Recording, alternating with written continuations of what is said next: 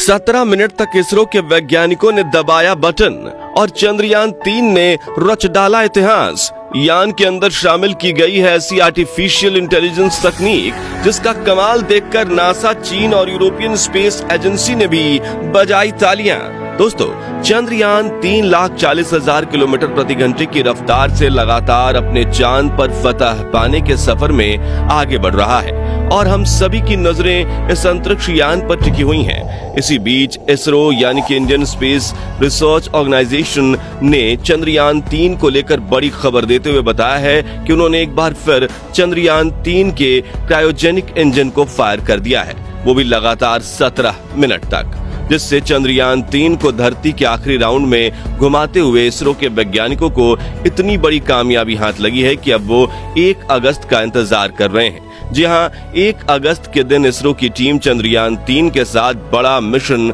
करके इतिहास के पन्नों में अपनी जगह बनाने वाली है। कहां पहुंचा है चंद्रयान 3 और 1 अगस्त को ऐसा क्या होने वाला है, और आखिर इस अंतरिक्ष यान में ऐसी क्या AI टेक्नोलॉजी लगाई गई है जिसे देखकर नासा के वैज्ञानिक भी हक्के बक्के रह गए। आज आपको पूरी जानकारी बताएंगे, तो वीडियो को अंत तक जरूर देखिएगा। दरअसल दोस्तों, 14 जुलाई 2023 के दिन इसरो के LVM 3 रॉकेट ने चंद्रयान 3 को धरती के वातावरण से बाहर ले जाकर पृथ्वी के कक्षा में छोड़ा था और तब से लेकर इसरो के बेंगलुरु हेडक्वार्टर में बैठी वैज्ञानिकों की टीम लगातार इसकी कक्षा को बढ़ाने के लिए ऑर्बिट रेजिंग मैन्यूवर परफॉर्म कर रही है।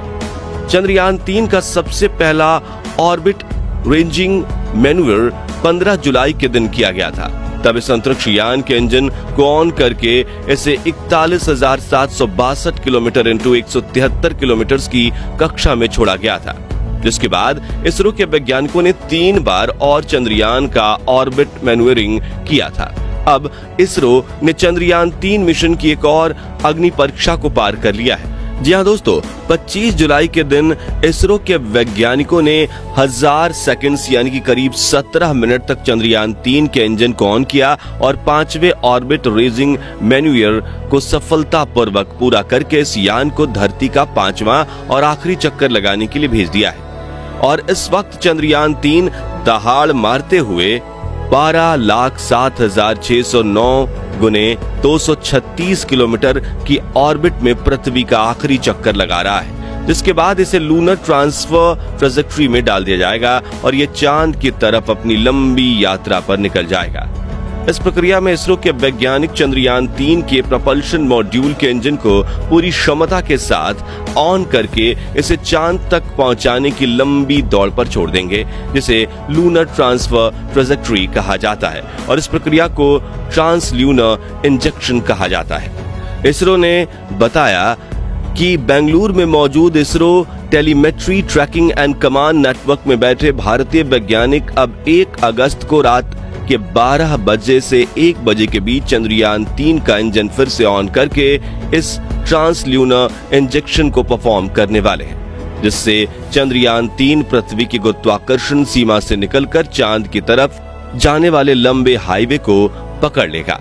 लेकिन दोस्तों, इस हाईवे को पकड़ने से पहले चंद्रयान 3 को काफी तेज रफ्तार पकड़नी पड़ेगी। बता दें कि जब इसरो ने अपने लॉन्च व्हीकल मार्क 3 रॉकेट के जरिए चंद्रयान 3 को पृथ्वी की पहली कक्षा में भेजा था, तब इसकी रफ्तार करीब 36,000 किलोमीटर प्रति घंटा यानी 10.242 किलोमीटर प्रति सेकंड थी, जो कि एक गोली की रफ्तार से भी 12 गुना तेज है। जी हाँ, जब किसी बंदूक से गोली फायर होती है तो उसकी अधिकतम रफ्तार करीब 3000 किलोमीटर प्रति घंटा तक पहुंच पाती है, जबकि चंद्रयान 3 गोली से भी 12 गुना तेज रफ्तार से पृथ्वी के वातावरण से बाहर निकलकर अंतरिक्ष में पहुंचा था। और अभी चंद्रयान 3 की रफ्तार 36,968 से लेकर 40,320 किलोमीटर प्रति घंटा है और पृथ्वी की गुरुत्वाकर्षण सीमा से बाहर निकलने के लिए चंद्रयान 3 की रफ्तार इससे भी ज्यादा बढ़ानी होगी, जिसके लिए इसके इंटीग्रेटेड मॉड्यूल यानी कि लैंडर और प्रपल्शन मॉड्यूल के इंजन के एक साथ शुरू किए जाने पर ये काम हो सकेगा। बता दें कि चंद्रयान के प्रपल्शन मॉड्यूल का इंजन ऑन होता है तो इससे इसको रफ्तार मिलती है और ये अगली ऑर्बिट में पहुंच जाता है। लेकिन जैसे ही ये एपोजी पर सबसे दूर पहुंचता है तो इसकी गति धीमी हो जाती है। तब इसे पृथ्वी अपनी तरफ खींच लेती है और पिछली 5 ऑर्बिट से चंद्रयान 3 के साथ यही हो रहा है। बता दें कि चंद्रयान 3 के प्रपल्शन मॉड्यूल में जरूरी मात्रा में ईंधन उपलब्ध रहे, इसलिए इसमें 2 बड़े-बड़े फ्यूल टैंक लगाए गए हैं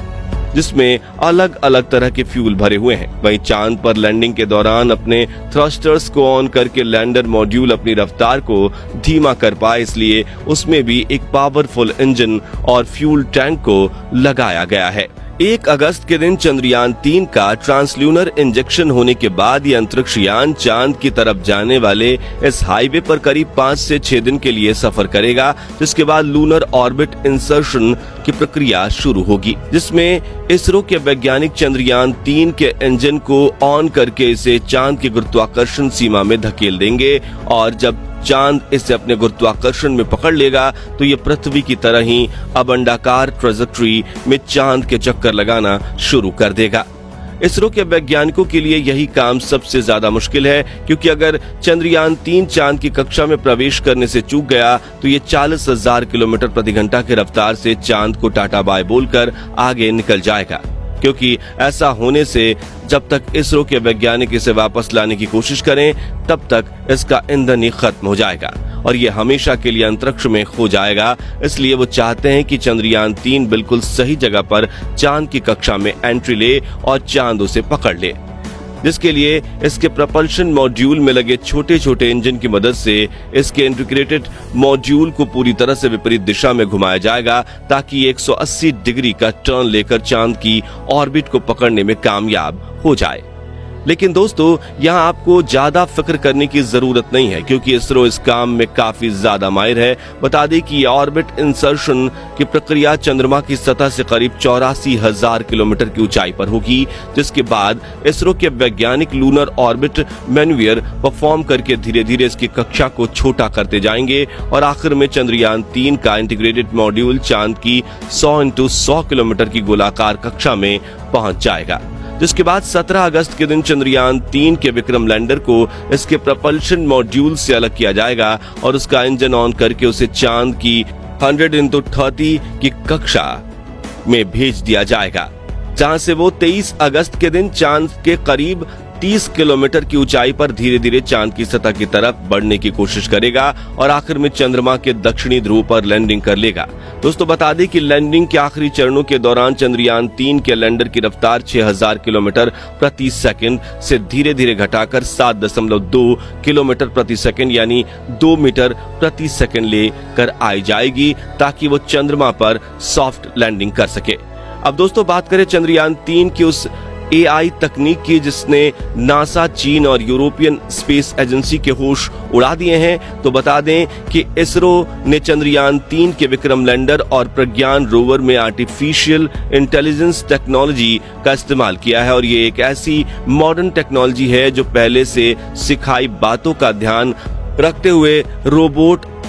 अपने खुद के निर्णय लेने में काबिल होगा। और चंद्रयान 3 का रोवर प्रज्ञान और लैंडर विक्रम भी इसी तकनीक से लैस हैं। इनकी तकनीक की बदौलत 23 अगस्त को चांद की सतह पर लैंडिंग हो जाने के बाद तगड़ा कमाल होने वाला है। जी हां, चांद की सतह पर उतरने के बाद चंद्रयान 3 के लैंडर में से रोवर बाहर निकलकर चांद के अंधेरे वाले इलाकों में रिसर्च करने लगेगा और जैसा कि आप सब जानते हैं, चांद के दक्षिणी ध्रुव में कई किलोमीटर बड़े बड़े गड्ढे और पत्थर हैं। ऐसे में एक्सीडेंट होकर रोवर तबाह ना हो जाए, इसलिए इसरो ने इसमें डीप लर्निंग की मदद से आर्टिफिशियल इंटेलिजेंस टेक्नोलॉजी को फिट कर दिया है, जिसके जरिए ये रोबोट चांद पर सफर करते हुए अपने दिमाग यानी सॉफ्टवेयर से ही देख पाएगा कि कहां पत्थर हैं और कहां क्रैटर और कौन सा रास्ता उबड़ खाबड़ है। और जब इसके रास्ते में कोई बड़ा क्रैटर आएगा तो ये खुद ही अपना रास्ता मोड़कर उसकी साइड से आगे निकल जाएगा। इसके अलावा चंद्रयान 3 का लैंडर और रोवर अपने आप ही चांद की जरूरी डेटा को कलेक्ट करेंगे और इसरो की ग्राउंड टीम को भेज देंगे, क्योंकि इन दोनों में पहले से ही ऐसे टारगेट सेट कर दिए गए हैं कि कौन कौन सी डेटा जरूरी है। उन्हें नापने के लिए इनकी चारों तरफ एडवांस इक्विपमेंट्स लगा दिए गए हैं जो जरूरत के वक्त अपने आप ऑन होकर डेटा कलेक्ट कर लेंगे। इस टेक्नोलॉजी का एल्गोरिथम इतना ज्यादा एडवांस है कि इसे देखकर नासा और चीन के वैज्ञानिक भी तालियां बजाए बिना नहीं रह सके, क्योंकि इसमें इसरो ने अपनी जी जान लगाकर अब तक की सबसे बेस्ट टेक्नोलॉजी डेवलप की है, ताकि इस बार का चंद्रयान मिशन किसी भी हाल में फेल ना हो। तो दोस्तों, चंद्रयान 3 की ये आर्टिफिशियल इंटेलिजेंस तकनीक आपको कैसी लगी, कमेंट करके जरूर बताएं। और जानकारी पसंद आई हो तो इस वीडियो को लाइक और शेयर जरूर कीजिए। साथ ही इस मिशन से जुड़ी पल पल की खबरों से वाकिफ होने के लिए हमारे चैनल को सब्सक्राइब करके पास वाली घंटी को जरूर बजा दीजिए। धन्यवाद।